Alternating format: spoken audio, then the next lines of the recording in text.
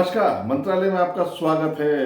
सबसे पहले आप सभी से माफ़ी कि एक लंबे टाइम के बाद मैं आपके सामने आ रहा हूँ। नए वर्ष की सभी को शुभकामनाएं। असल में पिछले दिनों हमने एक राजनीतिक यात्रा करी उत्तर प्रदेश और राजस्थान की, क्योंकि बहुत ही जल्द हम आपके सामने लेकर के आ रहे हैं राजस्थान की राजनीति के वो पहलू। असल में हम चाहते हैं कि अशोक गहलोत सरकार के 3 साल पूरे हो गए हैं और अब एक एक तरीके से अगर आप देखें तो 3 साल का समय बहुत बड़ा समय होता है। 2 साल रह गए हैं, एक साल सरकार काम करेगी और लास्ट का जो सरकार टाइम होता है, लास्ट का जो साल होता है, उसके अंदर एमएलएस ढूंढने लग जाते हैं कि क्या उनकी सीट बरकरार रहेगी या उन्हें रिप्लेस कर दिया जाएगा। हम बहुत जल्द आपको दिखाएंगे आपके आपके क्षेत्र के एमएलए का रिपोर्ट कार्ड, यानी कि अगला दाव एमएलए पर पार्टी खेलेगी या नहीं खेलेगी। एमएलए का रिपोर्ट कार्ड जो होता है उसके अंदर यही तय किया जाता है। चलिए अब बहुत दिनों बाद बात करते हैं अशोक गहलोत की, सचिन पायलट की, इन सब की, क्योंकि आप ये सब सुनना चाह रहे होंगे। पिछले 25 दिनों के अंदर अगर आपने देखा होगा तो जो जिलाध्यक्ष की नियुक्तियां हुई हैं कांग्रेस के अंदर, उनको 20 सूत्रीय कार्यक्रम जो होता है, बीसू का जो होता है, उनका जिलों का भी उनको उपाध्यक्ष बना दिया गया है। मतलब ये बीसू का कार्यक्रम, यानी कि पहले ये कहा जा रहा था कि कांग्रेस के अंदर एक व्यक्ति एक पद का सिद्धांत जो है वो लागू होगा। एक व्यक्ति एक पद के सिद्धांत का मतलब होता है कि जिसको आपने एमएलए है उसे कोई दूसरा पद नहीं मिलेगा, जो पीसीसी के अंदर पदाधिकारी है उसे कोई दूसरा पद नहीं मिलेगा, जो जिले के अंदर पदाधिकारी है उसे कोई पद नहीं मिलेगा। लेकिन ऐसा लगता है कि कांग्रेस अपने सिद्धांतों को भूल गई है। भूलना भी चाहिए, क्योंकि ये अशोक गहलोत की मजबूरी है। इस समय अगर आप अशोक गहलोत की बात करें तो अशोक गहलोत साहब जो है अभी भी राजनीतिक नियुक्तियों के पिटारे को नहीं खोल पा रहे हैं। अब हो क्या रहा है देखिए, आप फिर समझने की कोशिश कीजिएगा। मैं आपको बार बार ये चीज समझाता हूं कि सचिन पायलट, बार बार ये एक भ्रम फैलाया जाता है पूरे राजस्थान के अंदर कि सचिन पायलट कोई अड़ गए हैं किसी को लेकर के, सचिन पायलट कोई नामों को लेकर के अड़ गए हैं, या सचिन पायलट कोई इसी तरीके से मंत्रिमंडल विस्तार के अंदर भी आपने देखा होगा कि इस तरीके का बड़ा भ्रम फैलाया गया था कि मंत्रिमंडल विस्तार इसलिए नहीं हो रहा है, जबकि सचिन पायलट ने कुछ भी ऐसी कोई अड़ियल रवैया अपना नहीं अपनाया था। आपको याद हो तो मैंने उस समय भी कहा था कि सचिन पायलट केवल और केवल अपने वो 5 जो उनको जो मंत्री निकाले थे, बर्खास्त किए थे उस समय, उन्हीं को रिस्टेट करना चाहते थे और वही हुआ। अशोक गहलोत ने बहुत लंबा टाइम लिया और लोगों को समझाते रहे, अपने लोगों को बताते रहे कि सचिन पायलट पता नहीं क्या चाहते हैं। लेकिन आपने जब वो 5 लोग बन गए मंत्री तो आपने देखा होगा सचिन पायलट के चेहरे पे शिकन तक नहीं आई। सचिन पायलट ने कहा कि आलाकमान को जो उन्होंने कहा था वही हुआ है, और धीरे धीरे करके उन्होंने जो कहा था कि भाई दलित मंत्री बढ़ाए जाए तो अशोक गहलोत जी ने बढ़ा दिए। जरूरी नहीं है कि वो सचिन पायलट के खेमे के कोई दलित मंत्री बनाने के लिए सचिन पायलट अड़े हुए थे। वो सचिन पायलट चाहते थे कि भाई दलितों का प्रतिनिधित्व बढ़े, तो वो बढ़ गया। अब इसी तरीके से राजनीतिक नियुक्तियों की बात है।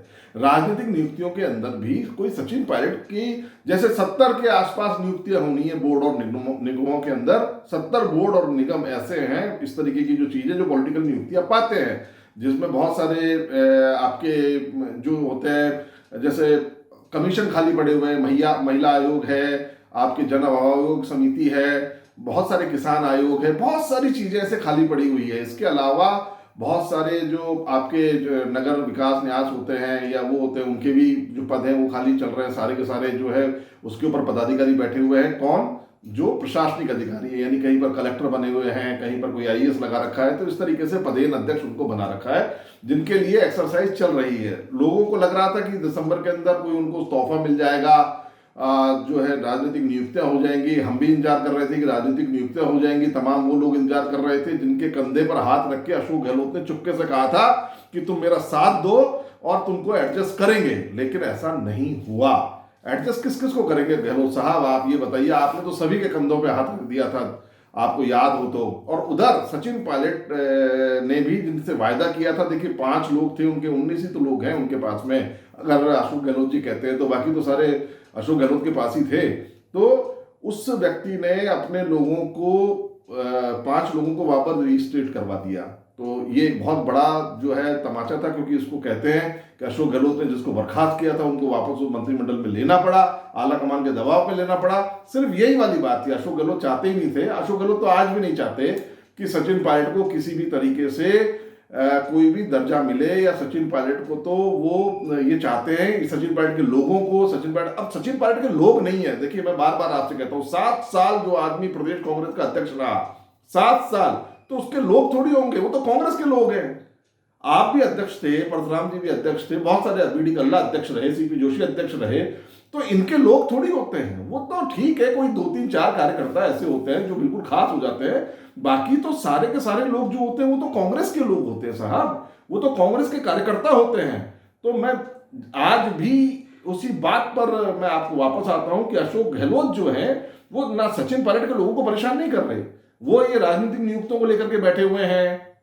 उन्होंने अपने सलाहकार बना दिए मंत्रिमंडल में, उन्होंने क्या फेरबदल किया, आपने देखा होगा क्या फेरबदल किया। ऐसे मंत्रियों को प्रमोशन मिल गया, देखिए जिनके भ्रष्टाचार के किस्से आम थे उन लोगों को जो है वो मिल गया, प्रमोशन मिल गया। ऐसी स्थिति के अंदर अब ये आप अभी कल ही लिस्ट आई है आईएएस की, नीरज के पवन नाम के एक आईएएस हैं, देखिए तो उनके ऊपर भ्रष्टाचार के बड़े आरोप थे, उनको प्रमोशन मिला है। चलिए प्रमोशन मिल गया तो उनको पद भी एक ऐसा दे दिया, कमिश्नर बनाया बीकानेर संभाग क्षेत्र का। यानी कि एक स्थिति एक तो तय हो गई है इस बार। तो अगर आप देखेंगे पूरे 3 साल का शासन ये देखेंगे और पिछले शासन को देखें, मैं लगातार कहता रहा था, रघु शर्मा जब थे तब मैंने कहा था मेडिकल में भ्रष्टाचार हुआ है, प्रताप सिंह खाचरियावास जब थे तब मैंने कहा था कि यातायात जो विभाग है, जो ट्रांसपोर्ट डिपार्टमेंट है, उसमें भी बड़ा भ्रष्टाचार चल रहा है। बहुत सारी चीजों का मैंने खुलासा किया था, टॉप 5 मंत्री आपको बताए थे, डोटासरा का नाम लिया था। हालांकि हमारी बातें सच हुई और इन सबको मुख्यमंत्री को हटाना पड़ा या किसको विभाग बदलने पड़े। आज मान लो विभाग दिया है प्रसादी लाल मीणा को, चिकित्सा मंत्री बनाया है, तो चिकित्सा मंत्री बनाने के पीछे, प्रसादी लाल मीणा को चिकित्सा मंत्री बनाने के पीछे यह है कि रघु शर्मा के कारण जो कचरा फैल गया था चिकित्सा विभाग में, जो बदनामी हुई थी चिकित्सा विभाग की, उसको किसी तरीके से साफ किया जा सके। क्योंकि प्रसादी लाल मीणा एक स्वच्छ छवि के राजनेता है, ऐसा माना जाता है कि उनके ऊपर अभी तक कोई दाग नहीं है। ठीक उसी तरीके से आप देखिए, मैं आपको बताऊं कि कल मतलब ये बहुत कम होता है, मैं कल मुख्यमंत्री जी की जो मंत्री परिषद की बैठक थी वो उसको देख रहा था। प्रसादी लाल मीणा कुछ अपनी बात कह रहे थे, उन्होंने कहा कि भाई जो हमने डिसीजन लिए हैं, चाहे वो सोशली रूप से लोगों को पसंद नहीं आ रहे, चाहे हम नए साल को मनाने के लिए जो हमने 2-3 घंटे की एक्स्ट्रा दी है। इसी बीच में प्रताप सिंह खाचरियावास बोलते हैं। आपको मैं इसलिए बताना चाह रहा हूं कि मुख्यमंत्री कितने लचर हो गए हैं इस समय। प्रताप सिंह खाचरियावास बोलते हैं, ओपन वीसी चल रही है कि साहब, और उस की कोई मानेगा ही नहीं आपके आदेश को। अगर आप आज लॉकडाउन लगा देते हैं या आप ये बैरियर लगा देते हैं कि 10 बजे तक ये एंट्री है, या आप न्यू ईयर के सेलिब्रेशन को आप रोक देते हैं या कुछ भी कर देते हैं, तो लोग आपकी बात को नहीं मानेंगे। कौन मानेगा आपकी बात को? ये कौन कह रहा है? राजस्थान का कैबिनेट मंत्री प्रताप सिंह खाचरियावास इस चीज को बोल रहे हैं। और किस लिए, किसके सामने बोल रहे हैं?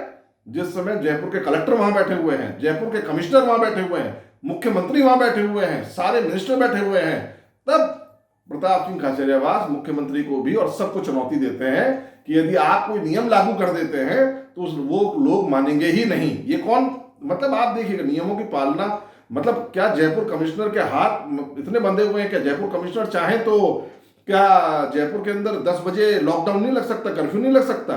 लग सकता है, लेकिन मंत्री खुद चाहते ही नहीं है।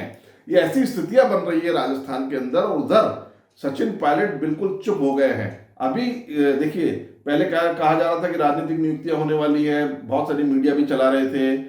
हमने इस चीज को अच्छी तरह से खंगालने की कोशिश करी कि हो क्या रहा है, ये कैसे मुख्यमंत्री जी ने चुपचाप अपने पास में रख लिया है। तो हमें पता लगा कि सीएम साहब आज सिर्फ एक चीज का इंतजार कर रहे हैं, और वो चीज है सचिन पायलट गुट या सचिन पायलट खेमा कोई भी एक कोई गलती कर दे, या मतलब होता है ना कि जैसे धैर्य उसका जवाब दे जाए, ऐसी चीजें हैं जो अब शायद नहीं होने वाला। सचिन पायलट का कद बढ़ता जा रहा है, आपने देखा होगा, हम आगे आपको दिखाएंगे।